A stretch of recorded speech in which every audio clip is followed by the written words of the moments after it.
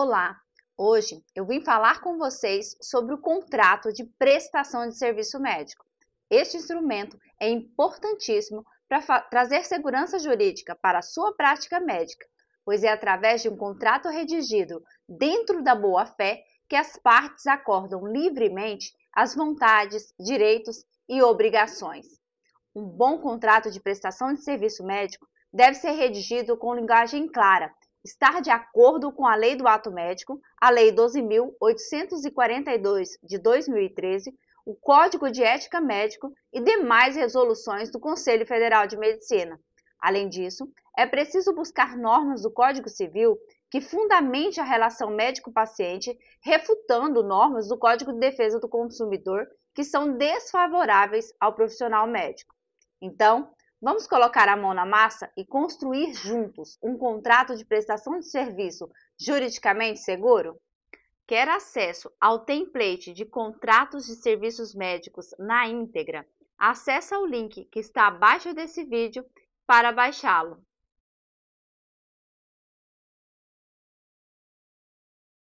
Iniciamos o contrato pela qualificação das partes. É muito comum eu me deparar com contratos em que não tem ali a qualificação do profissional médico. O que eu preciso lembrar para vocês? O contrato de prestação de serviço é a assunção, né? É ali a manifestação de vontade de duas partes. Então, obrigatoriamente, tem que haver a qualificação do profissional médico. Quanto à qualificação do paciente, você vai colocar ali a qualificação que é imprescindível para que você execute, por exemplo, esse contrato. Então, muitas vezes, como que justificar, por exemplo, você colocar se o paciente é casado ou não? O porquê disso? Bom, se você precisar, lá no futuro, executar esse contrato de prestação de serviço, é possível que você tenha que executar o cônjuge, por exemplo. E se você já qualificou esse paciente como sendo casado e trouxe essas informações, então ficará bem mais fácil para você executar o cônjuge em busca de bens, caso isso seja necessário. Dos deveres e responsabilidade assumidos pelo contratado. Bom, o profissional médico, ele deve comprometer-se a agir com zelo e respeito, utilizando a melhor da sua capacidade profissional na atenção à saúde do paciente. Guardar sigilo quanto às informações de que tenha conhecimento sobre o paciente, suspender ou eventualmente cancelar o tratamento proposto, caso ele entenda que esse paciente não deva passar pelo procedimento, fornecer todas as informações e riscos acerca do procedimento, aqui cumprindo no todo o dever informacional, cumprir o contrato valendo-se das práticas científicas conhecidas e reconhecidas pela legislação vigente. Do meio de comunicação entre as partes. Aqui, o profissional médico deve esclarecer ao paciente qual é o meio de comunicação que vai ficar estabelecido entre eles. Vai ser feito diretamente pelo WhatsApp do profissional? Tem um WhatsApp específico da equipe? Será por e-mail? Como será? Estabeleça também que, por exemplo, você não vai responder através das suas redes sociais. Nós sabemos que as redes sociais, elas não são ali acessadas a todo momento. Então, já deixe isso muito bem claro dentro do seu contrato, para que, porventura, o paciente não mande ali na sua rede social alguma intercorrência ou alguma indagação que, porventura, não vá ser respondida em tempo hábil e ele se sinta no direito de judicializar. Dos honorários médicos e as penalidades, caso não haja ali o pagamento em dia. Bom, nessa parte, você vai colocar a data e o vencimento, a modalidade de pagamento e o valor.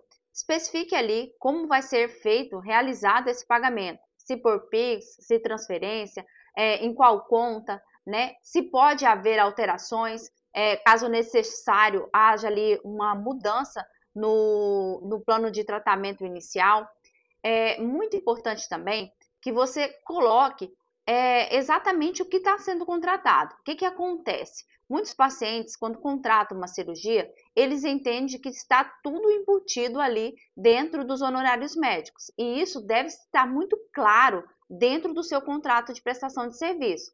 Por exemplo, medicações, cintas modeladoras, diárias hospitalares, as drenagens após o procedimento, tudo isso deve estar muito especificado, dizendo estar embutido dentro do seu procedimento ou não, para que o paciente ele não cobre de você ou entenda que esse procedimento já estava pago e depois possa aí ocorrer uma judicialização. Bom, na parte de atividade desenvolvida pelo contratado, ou seja, aqui você vai deixar já bem claro que no seu contrato que a obrigação por você assumida não é uma obrigação de resultado, e sim uma obrigação de meio. Nós sabemos que o Código de Ética Médica, ele entende que o profissional médico sempre irá assumir, independente da sua especialidade, uma obrigação de meio. Porém, o judiciário, ele tem entendido que a obrigação do médico cirurgião plástico é uma obrigação de resultado.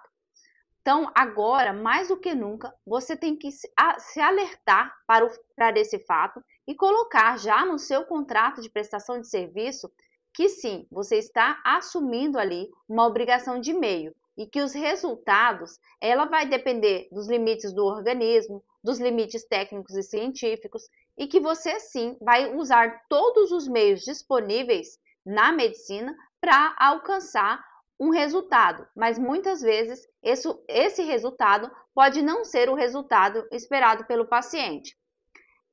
Coloque ainda que fotografias que porventura vieram a ser apresentadas ao paciente, que não será exatamente aquele resultado que será alcançado.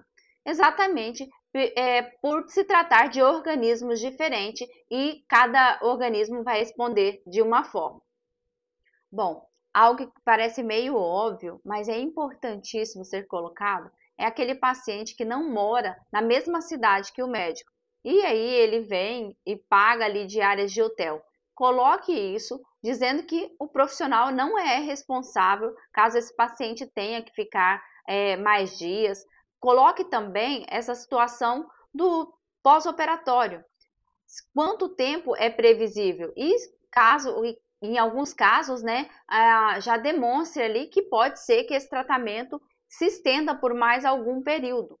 O que acontece é que alguns pacientes, eles têm que voltar ao trabalho e muitas vezes, por resposta do próprio organismo, eles não conseguem retornar e aí eles podem querer judicializar, requerendo do profissional médico, receber do profissional médico aí esses dias que ficou parado e que não voltou ao trabalho. Refinamento. Bom, nós sabemos que em casos de cirurgia plástica, o refinamento ou retoque, muitas vezes ele já está embutido dentro do valor do procedimento cirúrgico. O que o paciente precisa ser esclarecido é quanto à internação e medicamentos posterior, ou seja, mesmo que o profissional cirurgião não vá cobrar pelo refinamento, há ali, por exemplo, internação, uso de medicações ou outros gastos que porventura ocorram. E esse paciente, ele precisa estar esclarecido quanto a esses novos gastos, para que assim você evite uma judicialização. Sigilo e utilização nas redes sociais. Bom, aqui nós sabemos que a publicidade médica ela deve ser feita com cautela, sempre no sentido de orientação. Então já traga dentro do seu contrato de prestação de serviço essa indicação e esclarecimento para o paciente, para que ele também tenha o dever de sigilo. Caso ele utilize as redes sociais para mostrar o antes e depois, reiterar elogios, dentro do seu contrato de serviço já vai estar estabelecido ali o esclarecimento quanto à proibição de divulgação. Dos deveres do paciente. O paciente ele deve ser esclarecido que ele também assume ali deveres importantíssimos para que esse contrato transcorra aí da melhor forma possível entre os contratante e contratado. Ele deve prestar informações verdadeiras acerca da sua condição de saúde, hábito, vício. Ele deve também ser esclarecido quanto ao não abandono do tratamento. Estando, a partir de então, caso haja esse abandono, o profissional isento de qualquer alegação de insatisfação ou complicação, intercorrência futura que advém aí desse abandono. É necessário também que o paciente mantenha os seus dados atualizados e que também siga as recomendações e prescrição médica a fim de alcançar o máximo objetivo esperado do tratamento. O paciente deve informar também ao profissional médico ou à equipe qualquer intercorrência que pode ali acontecer após o procedimento.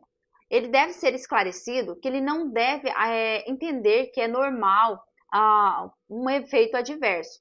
Deve trazer essa comunicação o mais rápido possível ao profissional ou à sua equipe, para que, se de fato houver ali um efeito adverso, que seja assistido quanto antes pelo profissional.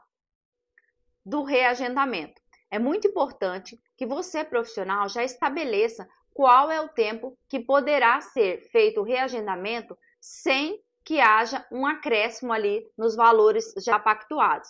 Porque nós sabemos que o material ele sofre acréscimos, né? Então, você já estabelece, por exemplo, o prazo de 3 meses para que possa ser reagendado sem que sofra alteração no valor inicial contratado. Caso haja a necessidade de um reagendamento posterior, que vai ali as partes se reunir novamente e restabelecer o valor desse contrato. Bom, aqui eu desenvolvi com vocês a elaboração de um contrato com cláusulas que entendo essenciais, mas preciso de dizer que o melhor contrato é aquele feito a 4 mãos, onde o médico é acompanhado por um especialista em direito médico e vai interpretar e construir um contrato de prestação de serviço médico dentro do que a legislação vigente pede.